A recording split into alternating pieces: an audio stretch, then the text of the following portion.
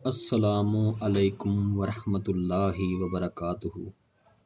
نحمدہ نصلی علی رسولہ الکریم اما بعد فاعوذ باللہ من الشیطان الرجیم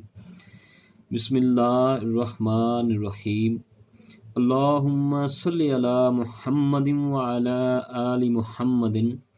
کما صلیت علی ابراہیم وعلی آل ابراہیم انک حمید مجید اللہم بارک علی محمد وعلی آل محمد کما بارکت علی ابراہیم وعلی آل ابراہیم انک حمید مجید لا الہ الا انت سبحانک انی کنت من الظالمین حسبنا اللہ ونعم الوکیل یا حی یا قیوم برحمتک استغیث۔ جناب اعلیٰ آج ٹاپک آج تھوڑا مختصر ہے قبرستان کے حوالے سے کہ قبرستان میں قرآن مجید پڑھنا ثابت ہے یا نہیں۔ بس تھوڑی سی میری ویڈیو ہوگی، اس سے یہ بات ثابت ہوگی کہ قبرستان میں جا کر قرآن مجید پڑھنا کسی بھی صحیح حدیث سے ثابت نہیں ہے اور نہ ہی صحابہ اکرام کے عمل سے۔ جیسا کہ حدیث کی کتابوں میں آیا ہے کہ قبرستان جا کر دعائیں کریں۔ نبی کریم صلی اللہ علیہ وآلہ وسلم بھی قبرستان میں جا کر دعائیں کرتے تھے مردوں کے لیے۔ اسی طرح جس طرح کے سنن ابن ماجہ کے اندر حدیث ہے 1547 جس میں آیا ہے کہ قبرستان میں جا کر السلام علیکم یا اہل الدیار من المومنین والمسلمین،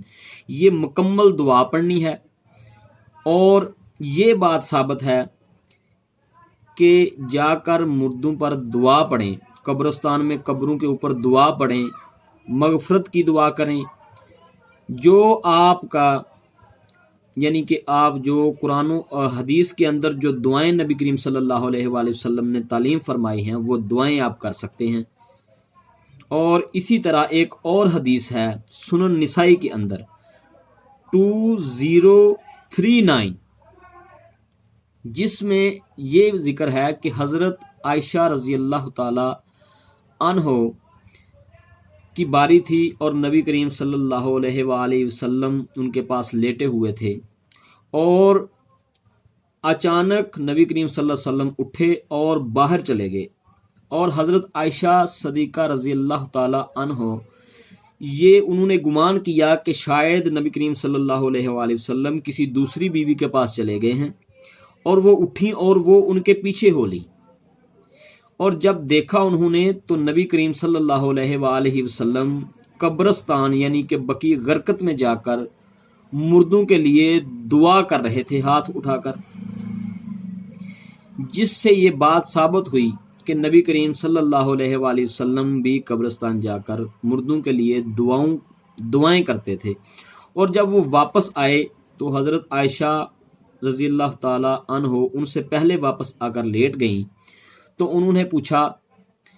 کہ ان کو پتہ چل گیا کہ یہ میرے پیچھے گئی تھی، تو جب انہوں نے پوچھا تو اس نے کہا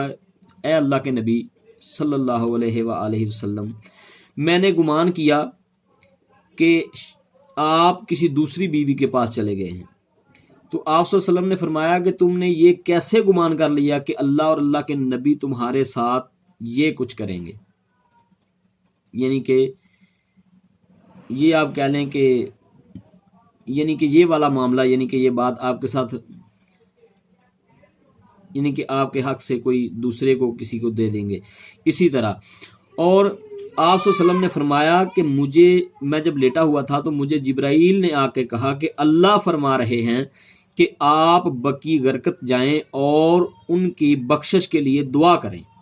اس لیے میں گیا تھا،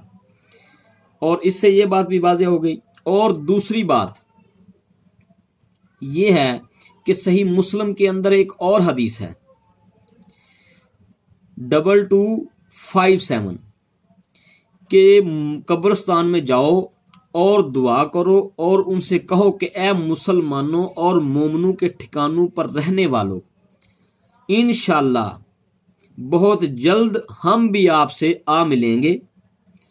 اور ہم اللہ تعالیٰ سے آپ کے لیے عافیت کی دعا کرتے ہیں۔ یہ بھی حدیث ہے۔ اور سب سے امپورٹنٹ جو حدیث ہے مسلم شریف کے اندر ہے، اس کا نمبر ہے 780، کہ نبی کریم صلی اللہ علیہ وآلہ وسلم نے فرمایا کہ اپنے گھروں کو قبرستان مت بناؤ، بے شک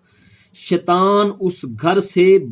دور بھاگ جاتا ہے جس گھر میں سورۃ بقرہ کی تلاوت ہوتی ہے۔ تو اس سے یہ بات تو ثابت ہو گئی کہ اپنے گھروں کو قبرستان نہ بناؤ، اس میں یعنی کہ قرآن پاک کی تلاوت کیا کرو۔ اور پھر یہ بات تو ثابت ہو گئی نا کہ قبرستان میں جا کر قرآن مجید کی تلاوت نہیں کر سکتے، آپ دعائیں کر سکتے ہیں، جتنی چاہیں کریں۔ اسی طرح یہ جو چار امام جو ہیں نا، وہ بھی اس بات پر متفق تھے، ان کا بھی یہ اتفاق تھا کہ آپ قبرستان میں جا کر قرآن پاک کی تلاوت نہیں کرنی چاہیے۔ جیسا کہ امام البانی رحمۃ اللہ علیہ اپنی کتاب احکام الجنائز کے اندر پیج نمبر 241 اور 242 کے اندر فرماتے ہیں کہ قبروں کی زیارت کرتے وقت قرآن مجید کی تلاوت کرنا ثابت نہیں ہے، بالکل ثابت نہیں ہے، کیونکہ قرآن مجید کی تلاوت کرنا یا قرآن مجید پڑھنا ایک عبادت ہے، اور عبادت صرف اللہ تعالیٰ کے لیے خاص ہے۔ اسی طرح نبی کریم صلی اللہ علیہ وآلہ وسلم نے فرمایا ہے کہ ہر وہ عمل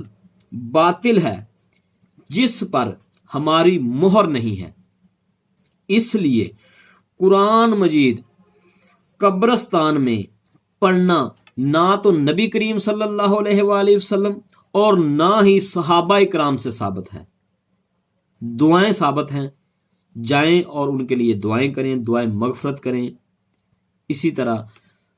ہاتھ اٹھا کر بھی دعا کر سکتے ہیں، سلام بھی کریں، جیسا کہ وہ سنن ابن ماجہ کے اندر حدیث میں جو میں نے پہلے بیان کی ہے اس کے اندر آیا ہے، وہ آپ مکمل آپ کھول کر دیکھ لیں اور اس کو مکمل یاد کر لیں۔ السلام علیکم یا اہل الدیار من المومنین والمسلمین، اس سے آگے مکمل اس کو یاد کر لیں اور وہ پڑھیں۔ وما علینا الا البلاغ المبین۔